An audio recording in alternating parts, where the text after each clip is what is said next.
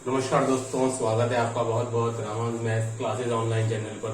Student, जैसा कि आज आप देख पा रहे हैं कि EMRS PGT मैथ्स की तैयारियों पर आज हम डिस्कस करेंगे। स्टूडेंट, सुनने में आ रहा है कि आपका नेक्स्ट मंथ यानी कि अक्टूबर माह में 10, 12, 15 तारीख के आसपास आपके EMRS PGT के पेपर होने की संभावना जताई जा रही है। तो स्टूडेंट, आप समझ सकते हैं कि अगर उम्मीद है कि शायद 10-15 अक्टूबर के बीच में हो जाए और नहीं तो फिर नवंबर के फर्स्ट वीक तक तो संभावना पूरी है। तो स्टूडेंट, आप समझ सकते हैं कि आज से आपके पास 40 से और 45 दिन है। तो इसकी आपके लिए क्या रणनीति होनी चाहिए उस पर डिस्कस करेंगे। उसके लिए मदद करेंगे हमारे 800 क्वेश्चन जो विद सॉल्यूशन स्टूडेंट PDF आपको मिल पाएगी। देखिए, डिस्कस करेंगे कि अंतिम 40 से 45 दिनों की आपकी रणनीति। स्टूडेंट, सबसे बड़ी बात ये है कि EMRS Eklavya model residential school के लिए एग्जाम पहली बार कंडक्ट हो रहा है। अभी तक हमने KVS, NVS के लिए क्वेश्चन पेपर देखे थे, लेकिन EMRS के लिए पहली बार हो रहा। तो स्टूडेंट, ये बहुत कहना मुश्किल है कि इसका एग्जाम का लेवल क्या रहेगा, क्योंकि हर एक का एग्जाम का लेवल होता है, उससे पता लग पाता है कि हमको किस लेवल तक जाकर के आपकी तैयारी करनी है। तो ये थोड़ा सा एक पता नहीं लगा पा रहे हैं कि भाई क्वेश्चन जो है, क्योंकि आपको ये तो पता है कि भाई मैथ्स के सिलेबस में कंप्लीट जो है इसमें वो आपके 11-12 का ही है। इसमें आपका BSc पार्ट कुछ भी नहीं है, ये तो कंफर्म है। ये सभी आपने पूरा सिलेबस लगभग देख रखा होगा, क्योंकि इसका जो सिलेबस स्टूडेंट वो आपके KVS के PGT मैथ्स के सिलेबस से मैच करता है, बिल्कुल एज इट इज वही है। क्योंकि LPP का जो टॉपिक जो था आपकी KVS के PGT मैथ्स में अभी एड किया है, तो वही के वही आपके EMRS PGT मैथ्स के सिलेबस में भी आपके LPP आपको दिख रहा है, जो आपके BSc पार्ट में भी है और कुछ पार्ट उसका 11-12 में भी है NCERT में। ठीक है स्टूडेंट, तो कहने का मतलब कि जो भी कुछ पढ़ना है या जो भी कुछ अभी तक आप पढ़ चुके होंगे, क्योंकि अभी तक तो मेरे ख्याल से बहुत से स्टूडेंट का सिलेबस 1 या 2 बार कवर हो चुका होगा, क्योंकि पूरा 11-12 ही है, इसलिए कोई इतनी गंभीर बात नहीं है। 2, 2.5, 3 महीने भी हो गए हैं आपके विज्ञप्ति को निकले। लेकिन अब जो अंतिम स्टूडेंट है 40 से 45 दिन, क्योंकि अब ये डिसाइड करेगा कि आपने अभी तक क्या किया है वो, और अगर अब आप कमर कस के तैयारी नहीं करेंगे तो आपकी पहले की तैयारी सब पे पानी फिर जाएगा। तो ये अंतिम जो 1.5 महीना या जो आपका 1.25 महीना होता है वो आपकी किसी भी एग्जाम की तैयारी के लिए बहुत ज्यादा मायने रखता है। तो अब आप क्या करें, ये इंपॉर्टेंट चीज है। तो चलिए स्टूडेंट, डिस्कस करेंगे कि आपके अंतिम 40 से 45 दिनों की रणनीति क्या होनी चाहिए। नंबर 1, आपको स्टूडेंट अभी तक ये पता चल गया होगा कि हमको किन टॉपिक्स के अंदर प्रॉब्लम ज्यादा आ रही है, किन टॉपिक्स में प्रॉब्लम ज्यादा आ रही है। अगर आपको ऐसा लगता है तो स्टूडेंट आप उन टॉपिक्स को ड्रॉप कर सकते हैं, क्योंकि अभी भी अगर आप उन्हीं की तैयारी में लगे रहेंगे और हो सकता है आप एग्जाम में जाकर उनको अटेम्प्ट ना करें। तो स्टूडेंट, मैं फिर कह रहा हूं आपको, मैथ्स का सिलेबस आपका जरूरी नहीं है कि आप कभी भी 100% तैयार करें। 80 to 85% सिलेबस की तैयारी भी आपका सिलेक्शन करवा सकती है, स्पेशली मैथ्स में, क्योंकि मैथ्स में हमेशा ही टाइमिंग की प्रॉब्लम रहती है। तो कोई भी स्टूडेंट इसमें 100% क्वेश्चन कभी अटेम्प्ट नहीं कर पाता। 75-80% क्वेश्चन ही अटेम्प्ट होते हैं और उसमें से फिर नंबर कटते हैं नेगेटिव मार्किंग के। तो स्टूडेंट, ये कंफर्म बात है कि अगर आपको अभी कुछ सिलेबस में कोई प्रॉब्लम आ रही है किन्हीं टॉपिक्स में, तो उनको आप ड्रॉप कर सकते हैं और आपका 80 to 85% सिलेबस पर ही आप फोकस करें। ये आपको अच्छे से कंफर्म कर लेना है, ठीक है। ये बहुत जरूरी चीज है, क्योंकि आप बाद में एग्जाम में जाकर के उसको अटेम्प्ट नहीं करेंगे, उसको पहले से ही हटा दीजिए ताकि आपकी नेगेटिव मार्किंग नहीं हो जाए। क्योंकि आधा अधूरा पड़ा होगा तो वहां जाकर के आप एग्जाम में इसको रीड करेंगे, थोड़ा बहुत याद आएगा कि हाँ मैंने क्वेश्चन पहले तो सोल्व किया था, तो 4 में से 2 ऑप्शन तो आप निकाल देंगे, 2 में फंस जाएंगे, फिर आप वहां जनरली लोग स्टूडेंट उसको तुक्का मारते हैं। तो नेगेटिव मार्किंग की वजह से सिलेक्शन नहीं होते हैं मैक्सिमम स्टूडेंट के। आता सबको लगभग एक जैसा ही है, ठीक है, क्योंकि 11-12 पार्ट है, कोई इतना कोई खास बहुत कुछ भी नहीं है। BSc पार्ट भी नहीं है, MSc पार्ट भी नहीं है स्टूडेंट, ठीक है। तो जो चीज आपको कठिन लग रही है, आपको डाउट है कि मुझसे एग्जाम में सोल्व नहीं होगा, तो उसको हटाइए। 80 to 85% सिलेबस भी आप अच्छे से तैयार करेंगे तभी निकल जाएंगे। नंबर 2 थी, ये नंबर 1। नंबर 2 स्टूडेंट, अब आपको जो है प्रीवियस ईयर के क्वेश्चंस अधिक से अधिक लगाने हैं। ये क्वेश्चंस आपको मैक्सिमम टू मैक्सिमम सोल्व करने हैं। रैंडमली आप सेलेक्ट कर लीजिए, जैसे कि स्टूडेंट आपने सिलेक्ट किया एल्जेब्रा, ठीक है, आपने सिलेक्ट किया एल्जेब्रा और घड़ी में आप अलार्म भर दीजिए, घड़ी में आप अलार्म भर दीजिए कि भाई 1 घंटे का, और आप 1 घंटे का मॉक टेस्ट दे दीजिए। 1 घंटे में लगभग स्टूडेंट आपके 25 से 30 क्वेश्चन अमूमन हो जाने चाहिए। सही बात कर रहा हूं, ऐसा नहीं कि आपके 40 किए 20 गलत हो गए। 25 से 30 क्वेश्चन स्टूडेंट आपके अमूमन मैथ्स के पेपर में घर पर, ये आपका होमवर्क है ना, घर पर। बहुत से स्टूडेंट क्या है, टाइमिंग को कभी कैलकुलेट नहीं करते हैं, फिर सीधा जाके एग्जाम में बैठते हैं, वहां पर जाकर के मैनेज नहीं कर पाते हैं। तो स्टूडेंट आप कोई भी टॉपिक ले रहे हैं रैंडमली, लाइक आपने एल्जेब्रा ले लिया, आपने कैलकुलस ले लिया, आपने 2D ले लिया, 3D ले लिया, कुछ भी ले लिया, स्टैटिक्स ले लिया, ठीक है, तो उसके क्वेश्चंस आप रैंडमली जिस भी बुक से आप पढ़ते हैं, तो देखिए बुक जो है ना, वो एक तो आपके पास में होनी चाहिए स्टैंडर्ड बुक जो आपकी एनसीईआरटी की होती है। नंबर 2 स्टूडेंट, क्योंकि एनसीईआरटी की बुक के क्वेश्चंस का लेवल बहुत ज्यादा हाई नहीं है, तो जनरली देखने में आता है कि आपके पीजीटी लेवल में क्वेश्चन पेपर जो है वो उससे अमूमन नहीं पूछे जाते।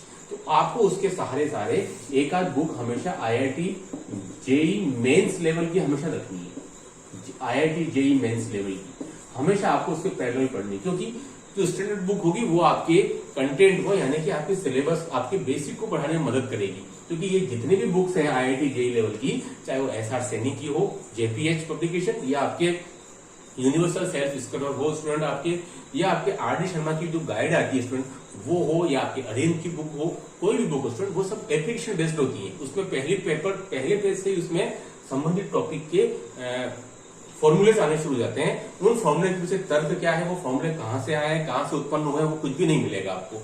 उसके जानने के लिए आपको एनसीईआरटी बुक चाहिए, ये आपको अच्छे से कंफर्म हो जाना है। किसी भी एग्जाम की तैयारी के लिए टेक्स्ट बुक और साथ में दूसरी एक गाइड बुक, क्योंकि मैथ्स में मैं आपको बता दिया क्वेश्चन आईआईटी लेवल के अमूमन आते हैं, तो जाहिर सी बात है कि इस पेपर में भी आने चाहिए। ठीक है, तो कंफर्म हो गया। तो आपको रैंडमली, जैसे कि आप आईआईटी जेई की कोई भी बुक पढ़ते हैं आप, लाइक जैसे कि एसआर सैनी स्टूडेंट अगर आप पढ़ते हैं, ठीक है, जेपीएच पब्लिकेशन की बुक है, बहुत अच्छी बुक है ये, ठीक है स्टूडेंट। तो आप अगर इसमें से कोई भी टॉपिक ले लेते हैं, जैसे कि आप पढ़ रहे हैं, लाइक आपने मैट्रिक्स ले लिया, तो उसमें मैट्रिक्स का रैंडमली कोई भी आप 20 क्वेश्चन सोल्व कर लिया, 25 क्वेश्चन, फिर आप चेक करिए कि आपको कितना आ रहा है ना। ये बहुत इंपॉर्टेंट चीज है, रैंडमली क्वेश्चन सिलेक्ट करके और आपको सोल्व करना है, और तुरंत आपको आंसर देखने नहीं बैठ जाना है। अमूमन स्टूडेंट क्या करता है, कहीं फंस गया तो तुरंत आंसर देखने चला जाता है पीछे। ये इस प्रवृत्ति से आपको बचना है। क्वेश्चन आपको नहीं आ रहा है, उसके साथ थोड़ा सा जूझिए, 5-10 मिनट दे दिए। ये बात सत्य है कि एग्जाम में आप किसी भी क्वेश्चन के पीछे 10 मिनट नहीं दे पाएंगे, लेकिन घर पर तो दीजिए। इससे आपकी क्या है, क्वेश्चन के साथ जूझने की क्षमता तो बढ़ेगी। अमूमन क्वेश्चन नहीं आया, पढ़ने पलटे, फट से देख लिया, तो इससे आपका दिमाग तो कुछ विकसित हुआ ही नहीं ना, वो तो डेवलप होना चाहिए था। जितनी इस क्वेश्चन के पीछे आपको समय देना चाहिए था, दिमाग लगाना चाहिए, वो आपने लगाना छोड़ दिया है। इसलिए एग्जाम में क्या होता था, तब जो क्वेश्चन आपको नहीं आते हैं या आपने पढ़े नहीं है, वो आप सोल्व नहीं कर पाते हैं, क्योंकि आपने घर पर वो जुझारू प्रवृत्ति दिखाई नहीं और आप सीधा आंसर पे आ गए। तो इस प्रवृत्ति से बचें। आपने कोई भी रैंडमली टॉपिक सेलेक्ट कर लिया किसी भी बुक से, लाइक मैंने कहा मैट्रिक्स सेलेक्ट किया स्टूडेंट, उसके आप 25 से 30 क्वेश्चन सेलेक्ट कर लीजिए रैंडमली और उनको सोल्व कीजिए। अगर आपने 30 क्वेश्चन सेलेक्ट किए स्टूडेंट, अगर आपने उसमें से 30 में से स्टूडेंट अगर आपने 20 भी सही कर दिए, तो भी कोई खराब प्रदर्शन नहीं कहा जाएगा। ये भी अच्छा ही है मेरे ख्याल से, क्योंकि बुक आईआईटी जेईई लेवल की। लेकिन आपको वहां भी ध्यान रखना है कि आपकी नेगेटिव मार्किंग नहीं है। बस तो आप ये देख लीजिए, आपकी टाइमिंग मैनेजमेंट कीजिए, आपकी नेगेटिव मार्किंग मैनेजमेंट कीजिए स्टूडेंट। बाकी 11th-12th का सिलेबस है, कंपटीशन तगड़ा होने वाला है, क्योंकि बहुत से स्टूडेंट इसके साथ साथ पैरेलल प्राइवेट स्कूल्स में, कॉलेजेस में पढ़ा रहे हैं। इंटर कॉलेज हो गया या फिर आपके प्राइवेट स्कूल्स हो गए, ठीक है। तो इसमें आपको एक्स्ट्रा क्या करना है, आउट ऑफ द बॉक्स, कि आपको कुछ ऐसी बुक्स जो आईआईटी जेईई मेंस लेवल की हैं, उनके क्वेश्चन आपको लगाने पड़ेंगे।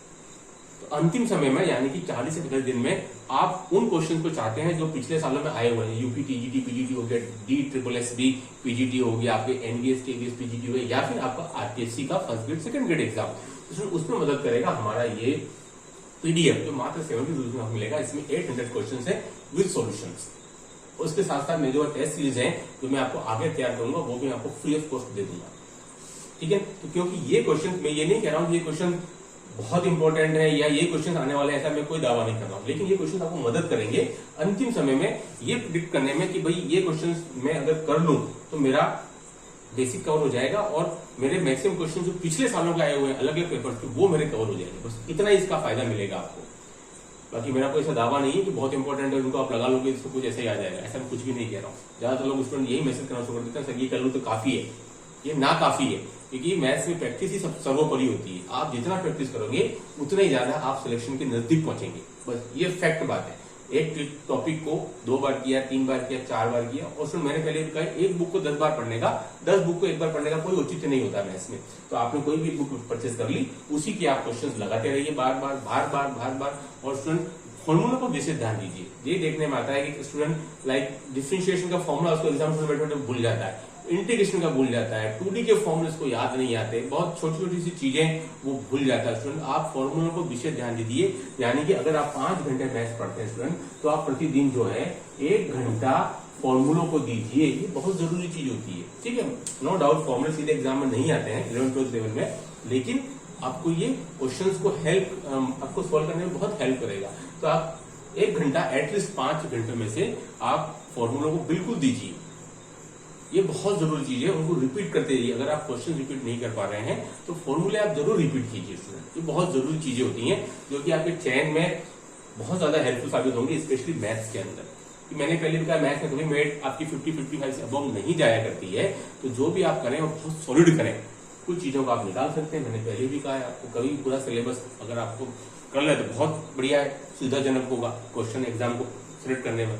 लेकिन कोई दिक्कत वाली बात नहीं, अगर आप पूरा नहीं भी करते हैं सिलेबस तब भी कोई प्रॉब्लम नहीं आती है। बाकी का आप अच्छा सॉलिड कर लें तो कोई दिक्कत नहीं आएगी इसमें, ठीक है। तो इसमें ये थी मेरी रणनीति आपकी अंतिम 40 से 45 दिन की। उम्मीद है कि आप सबकी तैयारी अच्छी चल रही होगी स्टूडेंट। 244 सीट्स हैं, ठीक ठाक सीट्स हैं, अमूमन इतनी सीट्स ही आती हैं, लेकिन पैटर्न क्या आएगा वो किस लेवल तक जाएगा उसका प्रिडिक्ट करना मुश्किल है। लेकिन ऐसा मान के चल रहे हैं कि भाई केवीएस का जो पेपर आता है उसी लेवल का आएगा, और केवीएस पेपर का स्टूडेंट एक स्टैंडर्ड जरूर होता है। उसमें क्वेश्चन आपके नॉलेज बेस्ड भी होते हैं, तो क्वेश्चन आपके एप्लीकेशन बेस्ड भी होते हैं स्टूडेंट। तो वो चीजों अंडरस्टैंडिंग बेस्ड भी क्वेश्चन होते हैं, तो वो आपको अच्छे से समझना है कि हमको एक स्टैंडर्ड बुक चाहिए और एक साथ में हमको कोई गाइड चाहिए जो IIT JEE मेंस लेवल की, तो एटलीस्ट जो एडवांस की नहीं हो तो कोई बात नहीं स्टूडेंट, ठीक है। जितना आपसे हो सके टाइमिंग मैनेजमेंट को करिए ताकि आप सफलता तक पहुंच पाए। कोई भी क्वेरीज हो स्टूडेंट तो आप मुझे व्हाट्सएप कर सकते हैं इस नंबर पर। कॉल करेंगे तो हो सकता है मैं रिसीव नहीं कर पाऊं, लेकिन आप मुझे व्हाट्सएप करेंगे तो पूरी कोशिश करूंगा कि आपके क्वेरीज का जवाब दे सकूं। और अगर अभी PDF चाहिए तो अब मैं आपको मुझे आप व्हाट्सएप के थ्रू आप मुझे मैसेज सेंड करेंगे, मैं आपको डेमो PDF सेंड करूंगा। अगर आपको पसंद आए, अच्छा लगता है, मैं फिर कहता हूँ स्टूडेंट ये सभी आपको क्वेश्चन हैंड रिटन है, कंप्यूटर द्वारा नहीं निकाले गए, मैं आपको पहले ही बता दूं स्टूडेंट, ठीक है। सारी बातें मैं पहले ही क्लियर कर देता हूँ ताकि बाद में कोई शक नहीं रहे। वीडियो अच्छा लगे तो उसको do like share subscribe my channel. Okay, thanks, धन्यवाद।